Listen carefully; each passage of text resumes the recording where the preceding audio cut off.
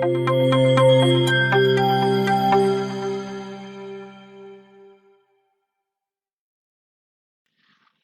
Early Days by APJ Kalam. APJ Abdul Kalam was the 11th President of India during 2002 to 2007. He was born in Rameshwaram, Tamil Nadu and studied physics and aerospace engineering. He was intimately involved in India's civilian space program and military missile development efforts and thereby earned the title of Missile Man of India. He also received honorary doctorates from 30 universities and the country's three highest civilian honors. They are Padma Bhushan, Padma Vibhushan and Bharat Ratna. My Early Days is an extract taken from the novel Wings of Fire. It is an autobiography of APJ Kalam. It is co-written by Arun Tiwari, his colleague in the field of military defense research. Wings of Fire is an account of a young boy who tries to achieve his dreams beating all odds. The book opens into four distinct parts. They are orientation, creation, propitiation, and finally contemplation. The first part is all about the life of young Kalam. There is a mix of interaction with his family, friends, and teachers. The next segment is Kalam's further education and work experience. Last two sections provide a picture of an established Kalam. Kalam was born in a middle-class Tamil family in Rameshwaram. His mother Ashiyamma was a housewife and his father Jainulabdin was an imam of a local mosque. His father had a great wisdom. He helped sick people by his prayer. Kalam inherited the values of honesty, self-discipline, goodness and kindness from his parents. Kalam had three brothers and a sister.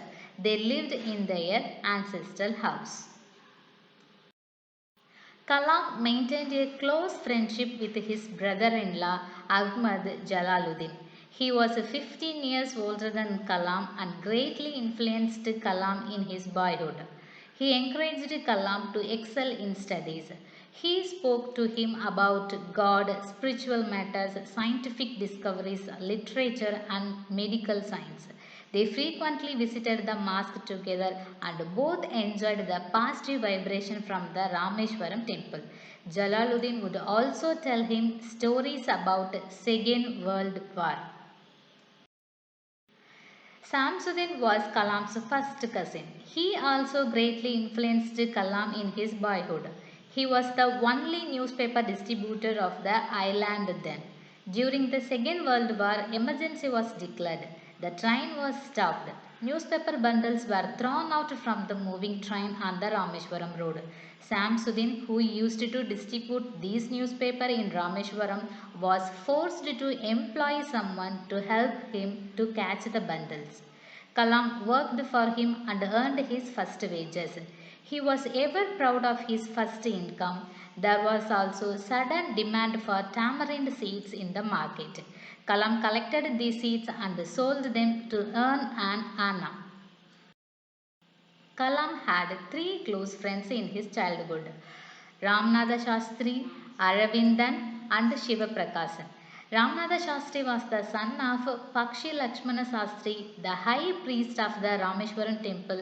Kalam as a Muslim, while the other three were from Orthodox Hindu Brahmin families. Yet their religious differences and upbringing did not stand in the way of their friendship. Kalam thoroughly enjoyed his time at Rameshwaram Elementary School.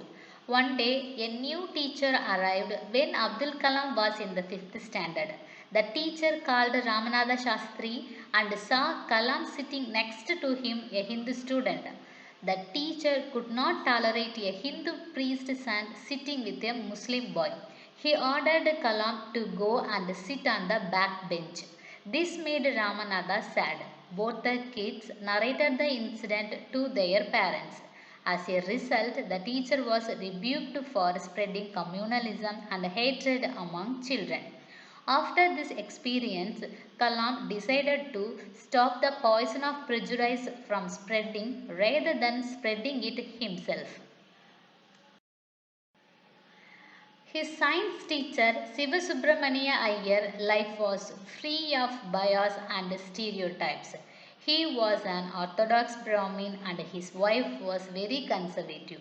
He invited Kalam for dinner one day. His orthodox wife was enraged at the idea of a Muslim boy dining in her ritually pure kitchen.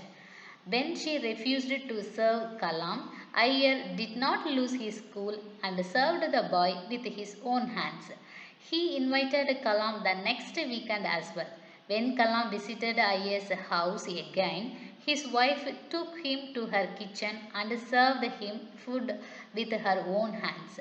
This was Kalam's another memorable incident of his childhood. To fulfill his dreams of learning about the most advanced technology and science, Kalam left his hometown to attend Chuvards High School in Ramanathapuram. His father encourages him a lot and blessed him. In the beginning, he missed his native soil, the security and comforts of Rameshwaram. Kalam teacher Ayadurai Solomon made him feel very comfortable in class with his warm and open minded attitude. Kalam was fascinated by the flight of birds from his early childhood. Then he decided that he had to pursue studies in flight and flight system. After completing his education at the Schwartz Higher Secondary School, he went on to attend St. Joseph College in Tiruchirappalli, from where he graduated in physics. But there he realized that physics was not his cup of tea. He moved to Madras and his interest in flight led to study aerospace engineering in Madras Institute of Technology. But his family was not financially well for him to pursue his education. At that hard time in his life, his sister helped him a lot financially. In the course of his education at MIT, three teachers, Professor Spondar, Professor Karl Pandalai, and Professor Narasingalu Rao, shaped his thinking and mind. At MIT, Kalam was assigned a project to design a low-level attack aircraft together with six other colleagues. Design teacher Professor Srinivasan and director of MIT was their guide. When Kalam presented the design to the professor, he was disappointed and asked Kalam to redo the entire design starting from scratch and finish it in next 3 days. The professor also warned that if he was unable to do so, his scholarship would be stopped. Kalam took it as a challenge and put all his time and energy into it. He finally came out with a brilliant design which pleasantly surprised his professor. After MIT, he joined Hindustan Aeronautics Limited, where he joined as a trainer. After engineering, he applied for the Air Force and Directorate of Technical Development and Protection of Ministry of Defense. Unfortunately, he got rejected due to physical examination. Later, he was appointed in Directorate of Technical Development and Protection as a senior scientific assistant. He spent the next 4 decades as a scientist and a science administrator, mainly at the Defense Research and Development Organization and Indian Space Research Organization. Finally, The Wings of Fire is more than just an ordinary autobiography. It is the great Indian dream that was made real by Dr. Kalam. It reveals his unbiased views about communal, social, and economical discrimination. It makes us aware of collective goals and victories. We are all born with a divine fire in us. Our efforts should be to give wings to this fire and fill the world with the glow of its goodness.